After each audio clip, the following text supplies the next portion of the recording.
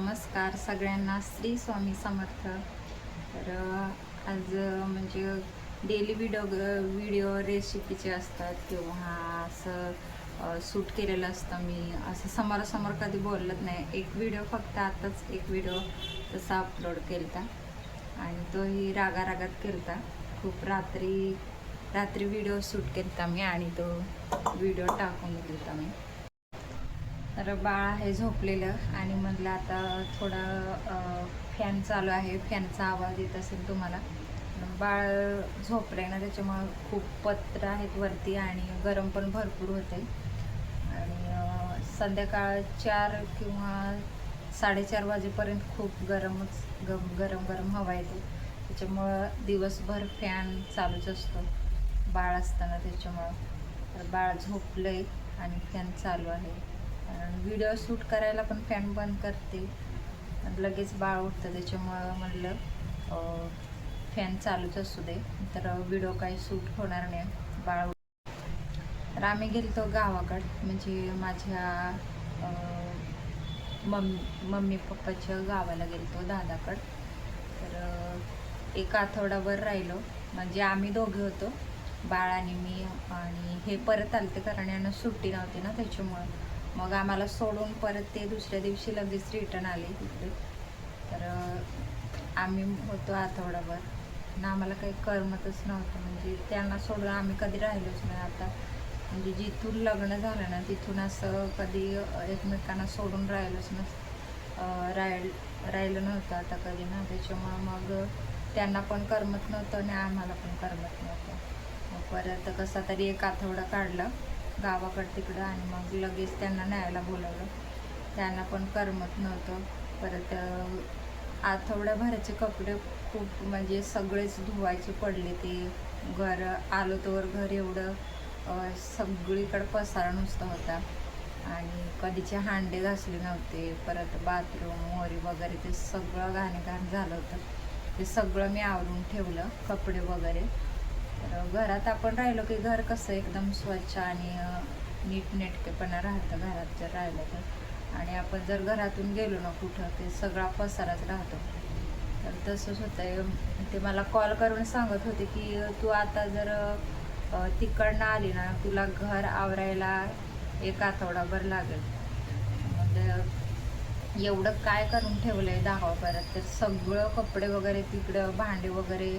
परत आम्ही ज्या दिवशी गेलतो ना, त्या दिवशीचे कपडे सगळं पडलं तर धुवायचं. आणि इकडं तर आलं तर एवढं झाडू पण मारला नव्हता बाहेर, काय नाही, सगळं घाण झालं होतं.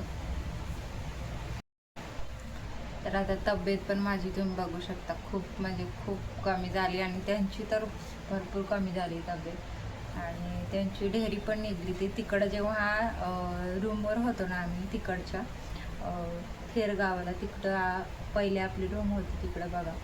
तर तिकडं जेव्हा होतं ना, तेव्हा दोघांची पण तब्येत चांगली होती. इकडं आल्यावर कसं, इकडं जरा म्हणजे गावासारखं वातावरण आणि दुसरं काम पण घेतलं, त्याच्यामुळं थोडा लोड पडतो आहे. कधीच उठायचं 5 किंवा 5:30ला उठायला लागतं. 6 वाजता पाणी येतं, तर ते पाणी भरायला लागतं. तिकडचं झाडूपोसा सगळं ते बाहेरचं वगैरे झाडायला लागतं. तर थोडीफार मदत मी पण करते तिकडं. म्हणजे कधी ते जातात, नाही तर दररोज मी जाते मदतीला. म्हणजे झाडू मारते मी, ते पुसतात वगैरे. तसंच रोज दिवस म्हणजे दोघं मिळून जर केलं ना तर लवकर होतं आणि एकट्याला मग त्रास पडतो. म्हणजे मी जर कधी गेले ना आणि ते इथं राहिले पाणी भरायला, मग कसं होतं आहे, तिकडचं आवरून आल्यानंतर मग इथं पण मला परत धुणं भांडी करायचं, परत सगळं जेवण वगैरे करायचं, नाश्त्याचं बघायचं. कसं एकट्या माणसाला खूप लोड पडतो आणि म्हणूनच दोघांची पण तब्येत खूप कमी झाली. तर पहिला जो पहिला चॅनल होता ना, तो तिकडच्या जेव्हा खेरगावला आमची रूम होती ना, तेव्हा तिथला तो चॅनल होता. त्याच्यावर 1800 सबस्क्राईब आहेत. पण तो चॅनल का बंद केला की सगळे म्हणजे आमच्या घरातले म्हणा, जॉईंट फॅमिली, ते सगळ्यांकडं चॅनल मीच म्हणजे शेअर वगैरे केला. आणि त्याच्यानंतर बघितला व्हिडिओ की शेअर वगैरे करायचा नसतो आणि खूप लोक काय काय बोलायचे, म्हणजे बाळाकडे लक्ष देत नाही, व्हिडिओ शूट करत असते, असं तसं भरपूर कोण काय बोलतं, म्हणजे आपली जवळचीच माणसं बोलत असतात बरं का. मग मी तो चॅनलच सोडून दिला, म्हणलं आता याच्यावर कामच नाही करायचं. परत नवीन सिम घेतला आता हा नवीन म्हणजे नवीन चॅनल आपला आहे, तर याच्यावर 2 महिने किंवा 1 महिन्यातच मी 1000 सबस्क्राईब पूर्ण केले. कारण त्या पहिला जो चॅनल होता ना त्याच्यावर भरपूर सारं म्हणजे आधीच मला यूट्यूबचं माहीत होतं, पण मी मुद्दाम चॅनल चालू नव्हता केला, कारण बाळ लहान होतं ना, त्याच्यामुळं मग बाळ म्हणलं थोडं मोठं होऊ दे, नंतर चालू करूया आपण. तर इकडं आल्यावर इकडं पण कसं होतं व्हिडिओ शूट करायला, बाळ आहे ना, त्याच्यामुळे तिकडं पण कामाला जायला लागतं सकाळी आणि इकडचं पण काम, त्याच्यामुळे व्हिडिओ शूट करायला टाईमच भेटत नाही.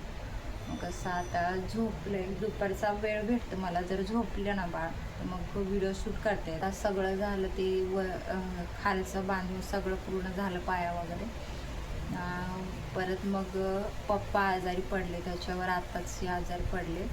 1 महिना झाला ते दवाखान्यात होते, 1 महिना.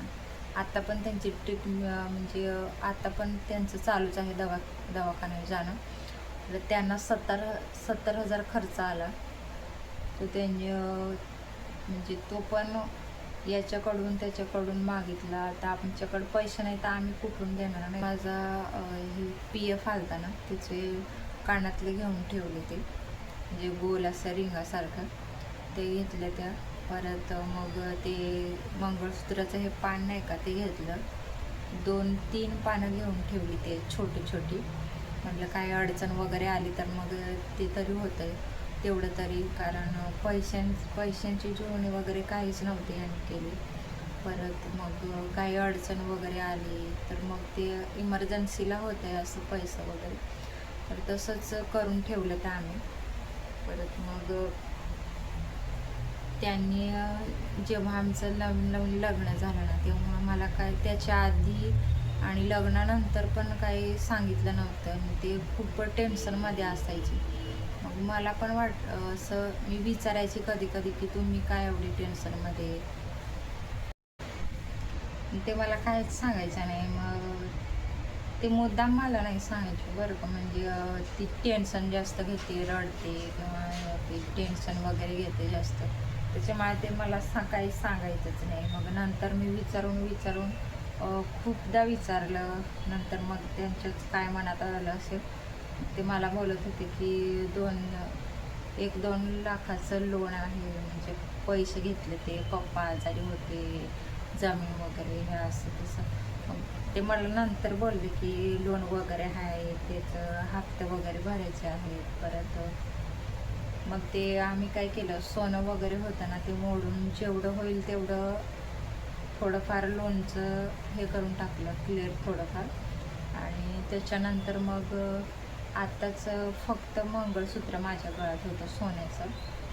आणि आता मागं 1 महिना गेला ना, त्या महिन्यात आम्हाला खर्चायला सुद्धा पैसे नव्हते आणि बाळ पण आजारी होतं.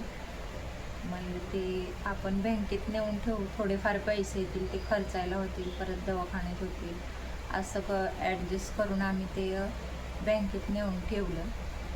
ते अजूनपर्यंत हेच केलं नाही आणि त्याचे पैसे पण हप्ते पण भरले नाही. आता पुढच्या महिन्यात भरायचे. तरी हे आता हे कधीचे 2 महिने झाले. हे साधं आहे, ते सोन्याचं सारखं दिसत असेल तुम्हाला, आणि कुणी पण म्हणतं की हे सोन्याचं आहे का, छान दिसतं असं, तर हे सोन्याचं नाही, साधं आहे, गॅरंटीचं आहे. तर मग असे अडचणी खूप येत गेल्या, भरपूर येत गेल्या, आणि आता पण अडचणी चालूच आहेत. आता पण पप्पांची ट्रीटमेंट चालूच आहे हॉस्पिटलमध्ये, त्यांना पैसे लागतात. पण तिथं आम्हाला पैसे, घरी पैसे, परत ते बचत गट नाही का त्याच्यातून काढलेले मम्मीने घर बांधायला, त्याचे पण हप्ते द्यायचे, म्हणजे कशाला पैसे लागतात. ते महिनाभर आम्हाला पेमेंट पण पुरत नाही ना. पेमेंट झाला की लगेच याचे त्याचे देणं होतंय. महिना संपत आला की मग खर्चायला सुद्धा पैसे राहत नाही. मग मित्राकडं माग, याच्याकडं माग, त्याच्याकडं माग. पेमेंट झाला की मग त्यानंच द्यायला होतं.